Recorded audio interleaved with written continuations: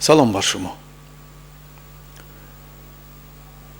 ناگفته نماند که مقصد حیات و زندگی این تشکلیابی و انکشاف است.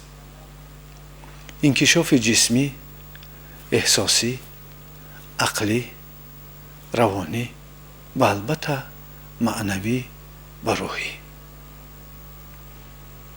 هنوز از دوره‌های کهن به این موضوع خلق‌های گوناگون و دولت‌ها توجه داشتند. می‌فهمیدند که زینه‌های بالای انکشاف انسانی سبب دور و دراز نگاه داشتن دولت و مملکت آنهاست. و البته سرکرده مردم ما از زمانی خیلی پیش با فتوت و جوانمردی، صوفیزم و حالا مشق‌های اوتوگینی سیستم انکشاف روحی و تشکل روانی خود را داشتند. ما برای به این مقصد رسیدن باز مشق‌هایی را پیشنهاد می‌کنیم که سبب انکشاف و مالک خود شدن، احساس خود را لجام بستن و عقل خود را سمت دادن و روح خود را استوار و متین گردانیدن سر می‌کنیم.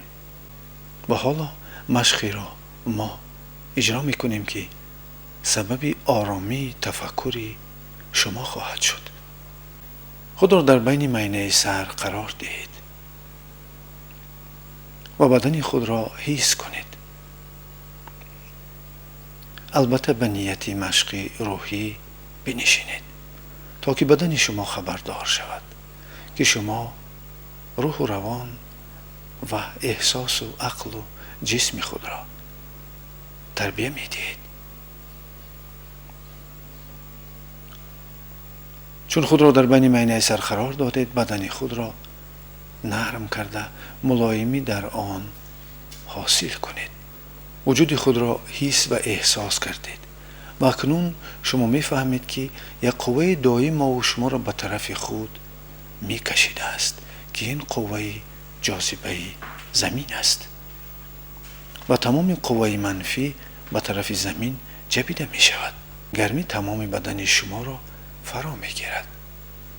رگ و پیوند گشاده شدند و به این واسطه به تمام عضوهای شما که گزک داشتند یا خنکی داشتند گردش خون برقرار شده، گزکی آنها برهم می خورد.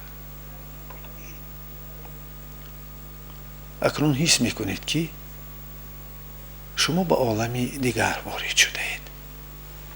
این عالم عالمی هستی اصلی شماست. فکرها از پیش نظر می گذرند. به احساسات و هیجانی که آن فکرها دارند و با آن منطقی که آنها می خواهند شما را فرا گیرند بی‌طرفید. شما مشاهده در تفکر خود دارید. در سرخالگی فارمی پیدا می شود. این خالگی فارم امکانات می دهد که عقل شما به آن مسئله های مهمی که در جمعیت و در مسئولیت شما هستند گرفتار شود. از آن جمله به تربیه فرزندان خویش.